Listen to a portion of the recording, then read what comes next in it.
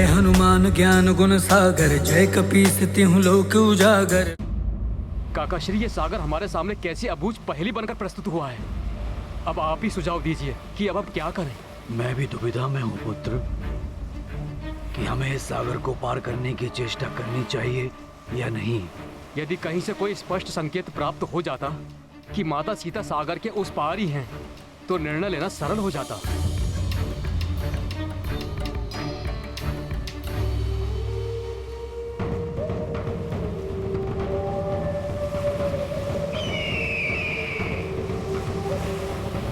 युवराज अंगद, किसे ज्ञात है कि सागर के उस पार क्या है? मेरे अनुसार अब हमारे पास यहां से लौटने के सिवाय और कोई विकल्प नहीं है, क्योंकि महाराज सुग्रीव के द्वारा हमें दी गई समय अवधि भी शीघ्र ही समाप्त होने वाली है। मित्र गंधमादन, समय भले ही बीत जाए और उसके फल स्वरूप महाराज सुग्रीव हमें मृत्यु दंड ही क्यों न दे दे, परंतु हमें अपने कर्तव्य पथ से विमुख नहीं होना चाहिए। निराश होकर लौटने के स्थान पर हमें माता सीता को ढूंढने का हर संभव प्रयास करना चाहिए, अन्यथा प्रभु श्री राम उनके वियोग की दुखाग्नि में जलते रहेंगे। यदि हम अपने प्राण देकर भी माता सीता का कोई समाचार प्रभु श्री राम तक पहुंचा सके और उनकी पीड़ा हरने में सहायक बन सके, तो हमारा जीवन सफल हो जाएगा।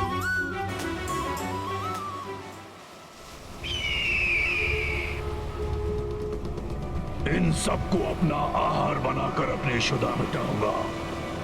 इस महान राम काज में अपने प्राणों की आहुति देना तो हमारा सौभाग्य होगा। हमें पक्षी राज जटायु के उदाहरण से कुछ सीखना चाहिए। प्रभु भक्ति की पराकाष्ठा के प्रतीक महाराज जटायु के परम त्याग की चर्चा मुझसे भ्राता लक्ष्मण ने की थी कि कैसे अपने प्राणों की चिंता किए बिना माता सीता को मुक्त कराने के प्रयास में उन्होंने अपने प्राण तक न्यौछावर कर दिए।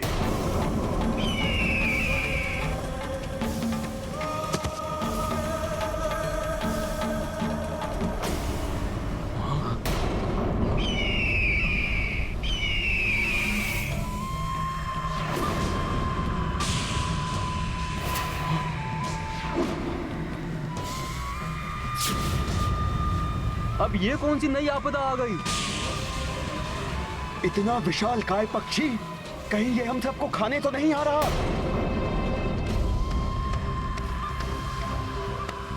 अन्य विपत्तियों के समान हम इसका भी सामना कर लेंगे।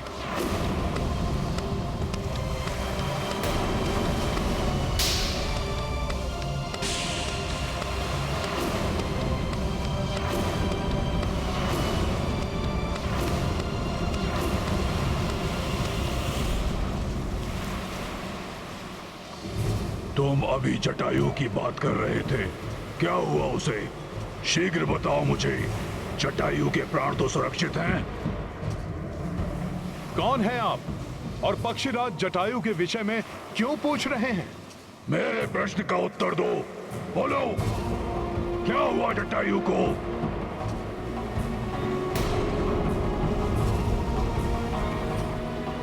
धीरज रखिए, मैं विस्तार से आपको सब बताता हूँ। अयोध्या नरेश महाराज दशरथ के ज्येष्ठ पुत्र श्री राम की पत्नी का हरण कर दुष्ट रावण उन्हें अपने पुष्पक विमान से किसी गुप्त स्थान पर ले जा रहा था।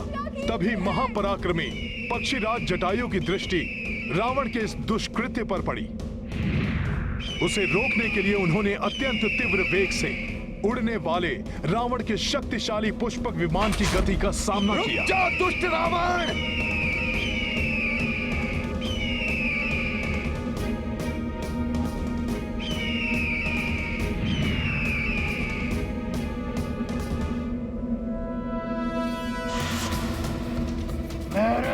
मार्ग को अवरुद्ध करने का तो साहस तुम्हें बहुत भारी पड़ेगा मूर्ख।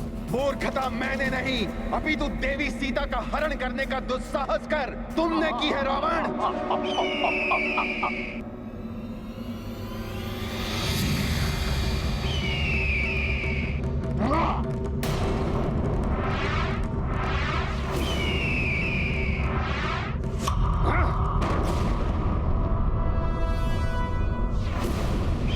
मुक्त कर दो देवी सीता को।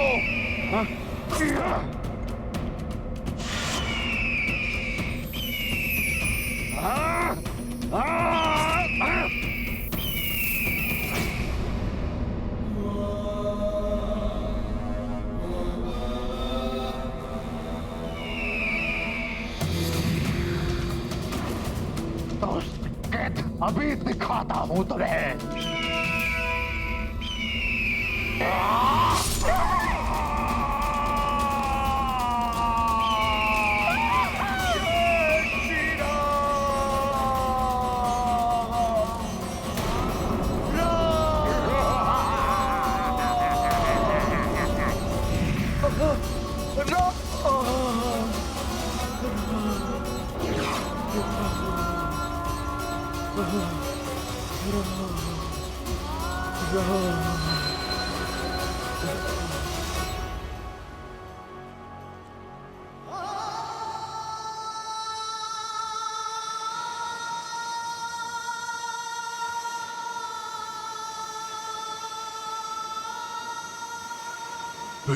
फिर क्या हुआ उसे?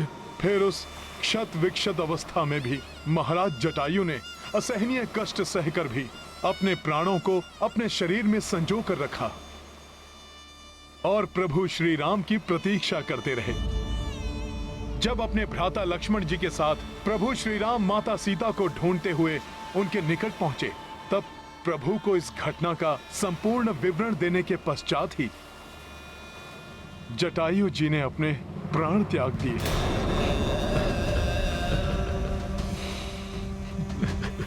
भ्राता जटायु संपाति आपकी रक्षा भी न कर सका।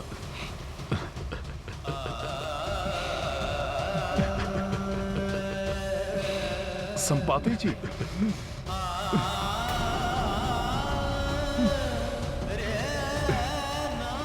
अपने आप को संभालिए संपाति जी। सदाचार और विनय का प्रतीक था मेरा अनुज जटायु। उसके विपरीत मैं दंभी और मूढ़ था। बहुत समय पूर्व अहंकारवश अपने उड़ने की शक्ति का प्रदर्शन करने के लिए मैंने उड़ान भरकर सूर्य देव तक पहुंचने की चेष्टा की थी, परंतु सूर्य देव की प्रखर ऊष्मा को मैं कहां सहन कर पाता। उनके समीप जाते ही मेरे पंख झुलस गए और पंख जल जाने के कारण उड़ने में असमर्थ हो मैं यहाँ आकर गिर पड़ा। उस दिन के उपरांत मैं कभी उड़ान नहीं भर पाया। मृत्यु मेरी होनी चाहिए थी, मेरे शूरवीर भ्राता की नहीं। अपने पंख खोकर तो मैं ये निरर्थक जीवन जीने का इच्छुक भी नहीं था, परंतु तभी मेरी भेंट मुनि निशाकर से हुई। उन्होंने मुझसे कहा कि प्रभु श्री राम की कथा सुनने और उनके कार्य में सहायक बनने से मेरा उद्धार होगा। तभी से मैं इसी प्रतीक्षा में यहाँ स्थित हूँ। और वैसे भी पंख रहित असहाय अवस्था में मैं जाता भी कहाँ। संपाति जी, मेरा सुझाव है कि आप सर्वप्रथम अपने दिवंगत भ्राता को तर्पण देकर उनकी आत्मा को शांति प्रदान करें। उसके पश्चात ही हमारा आपसे सहायता मांगना उचित होगा।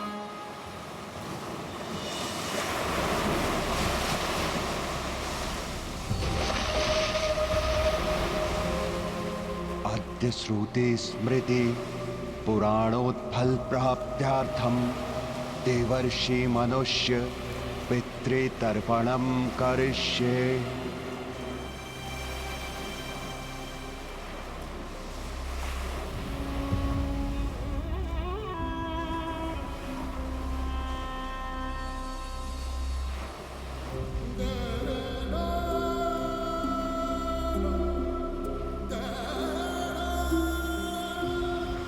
प्रभु तुम्हारी आत्मा को शांति दे जटायु।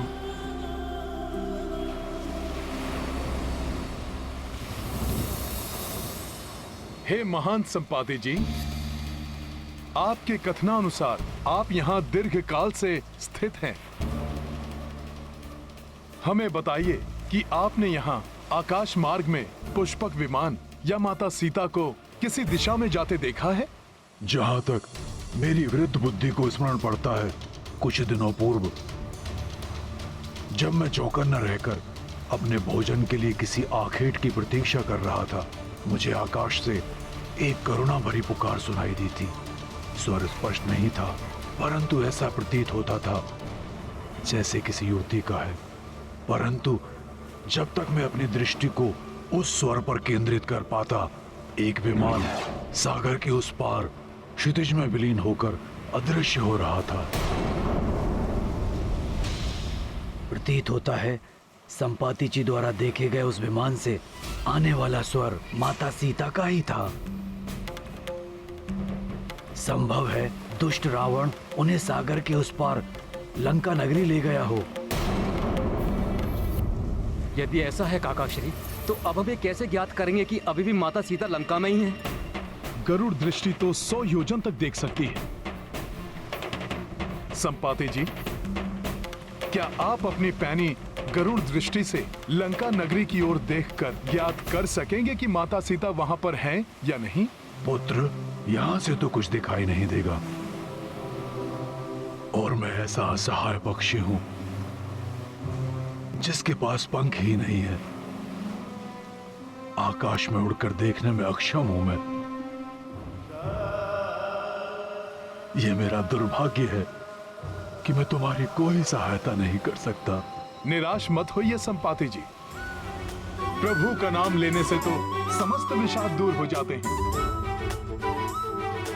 एक बार पूर्ण श्रद्धा और विश्वास से प्रभु का नाम लीजिए संपाति जी।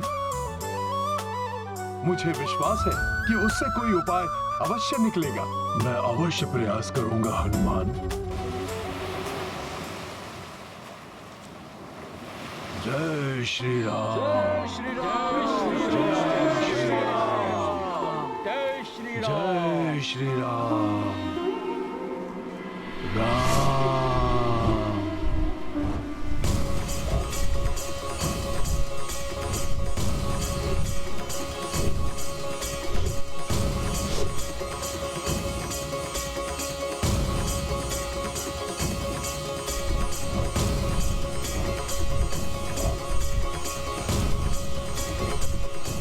मैं धन्य हुआ प्रभु, मुझे नूतन पंख देकर आपने मुझे इस कार्य के लिए सक्षम बना दिया। जय श्री राम। जय श्री राम। जय श्री राम। जय श्री राम।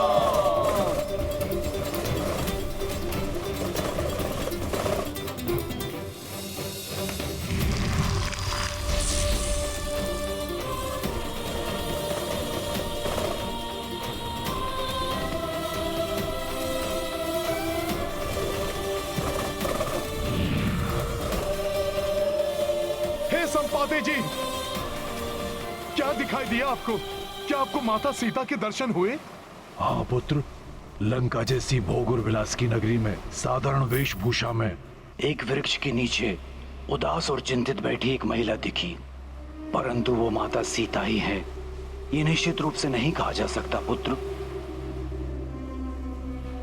हो न हो वो माता सीता ही होंगी, अर्थात देवी स्वयं प्रभा ने हमें उचित स्थान पर भेजा था।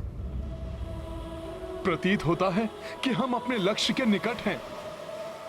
अब हम प्रभु श्री राम का ये महान कार्य पूर्ण करने की आशा कर सकते हैं। हाँ हनुमान जी, परंतु हमें इस बात की पुष्टि करनी होगी कि संपाति जी द्वारा लंका नगरी में देखी गई महिला माता सीता ही है। हाँ पुत्र, और ये भी कि प्रभु श्री राम के साथ हमारे यहाँ लौटने तक वो वहाँ सुरक्षित रहेंगी। परंतु ये हम करेंगे कैसे? हाँ, वहां कौन जाएगा और कैसे?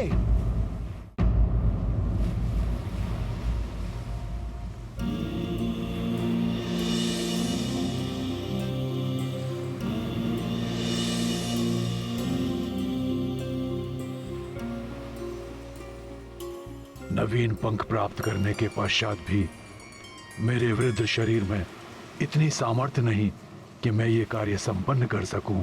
मेरा सुझाव है कि आप अपने दल में से ही किसी योद्धा का चुनाव कर ले जो छलांग लगाकर लंका पहुंचे और इस कार्य को पूर्ण करे। हम सब में सबसे ज्येष्ठ होने के नाते इस कार्य के लिए मुझे स्वयं प्रस्तुत होना चाहिए, परंतु वृद्धावस्था में मेरी शक्ति भी क्षीण हो चुकी है। युवावस्था में ब्रह्मांड की 21 परिक्रमा करने वाला ये वृद्ध शरीर अब थक चुका है, इसलिए दुर्भाग्यवश मेरे लिए 100 योजन की छलांग लगाना असंभव है। आप हमारे आदरणीय अग्रज हैं। हम युवा वानरों के होते हुए आपको ये कार्य करने की कोई आवश्यकता नहीं है। इस दल का अधिपति होने के नाते मुझे ही जाना चाहिए। मुझे विश्वास है 100 योजन की छलांग तो मैं लगा ही लूंगा। किंतु युवराज अंगद, ये दूरी आपको 2 बार तय करनी होगी। माता सीता की सूचना के साथ आपको वहाँ से वापस लौटना भी तो होगा। आप उचित कह रहे हैं काका श्री, मैं पहुंच तो जाऊंगा, परंतु मुझे संदेह है कि इस श्रम के पश्चात मुझ में लौटने की शक्ति शेष रहेगी या। वैसे भी युवराज और सेनापति होने के नाते आपका जाना उचित नहीं है। आपको यहीं रहकर हमारे नेतृत्व का दायित्व निभाना है। फिर काका श्री, हमारे बीच ऐसा कौन है जो ये कार्य सफलतापूर्वक कर सके? मैं तो केवल 60 योजन तक ही छलांग लगा सकता हूँ। मेरी भी सर्वश्रेष्ठ छलांग कुछ 80 योजन तक पार कर सकती है। 100 योजन पार करना तो अत्यंत कठिन होगा। मैं भी 100 योजन की दूरी कूदने में असमर्थ हूँ युवराज।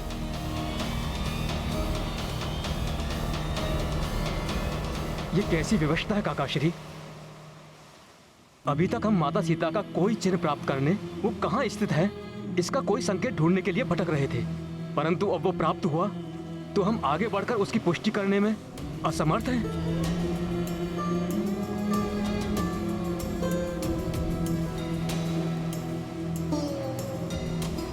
निराशा त्याग दीजिए युवराज अंगद। मुझे ज्ञात है कि कौन ये असंभव कार्य अत्यंत सरलता से संभव बनाने में सक्षम है। जय हनुमान।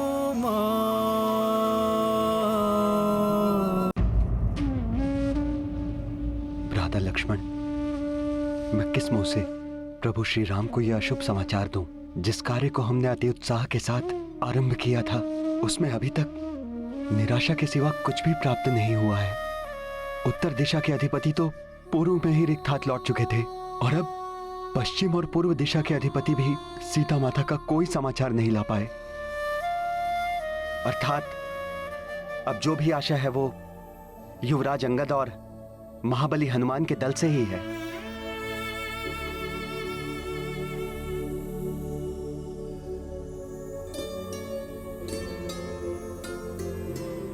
हनुमान, अब तुम्हें ही इस रामकाज को पूर्ण करना होगा। हनुमान,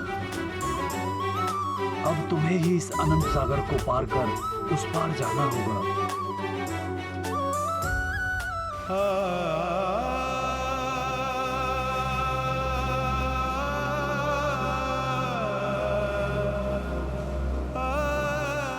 यदि मैं समर्थ होता तो सहर्ष चला जाता, परंतु मामाश्री, मुझ जैसे साधारण वानर के लिए ये कहाँ संभव है? साधारण नहीं, समस्त वानर समाज के भूषण हो तुम हनुमान। तुम सर्वश्रेष्ठ हो वानर। हनुमान, यहाँ हम सभी योद्धाओं में उपस्थित एक तुम ही हो जो इस दुष्कर कार्य को कर सकते हो। स्मरण करो हनुमान, तुम कौन हो? तुम कितने अनुपम बल के स्वामी हो हनुमान, जो जग में संकट मोचन के नाम से विख्यात है, जिसकी बल बुद्धि और शक्ति का कोई सानी नहीं है। तुम हो हनुमान। मैं तुम्हें तुम्हारी असाधारण शक्तियों से पुनः परिचित कराता हूँ हनुमान। सुनो ध्यान से।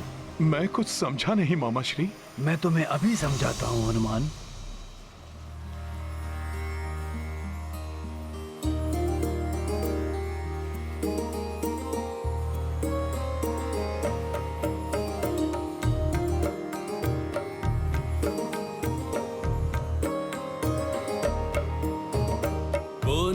जानत है जग में कपि संकट मोचन नाम तिहारो। संकट मोचन नाम को नहीं जानत है जग में कभी संकट मोचन नाम तिहारो।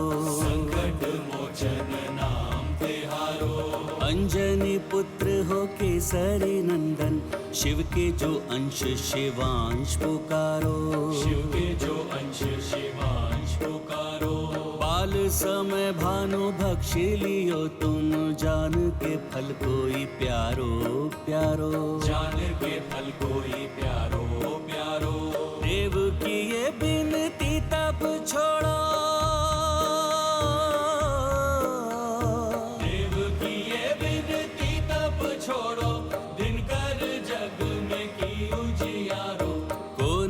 जानत है जग में कभी संकट मोचन नाम तिहारो।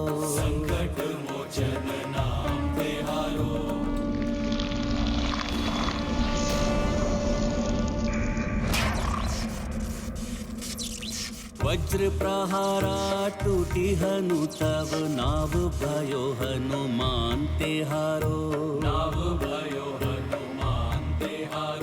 आशीष रूपी वरदान अनगिन, देव सभी तुमको दे डारो।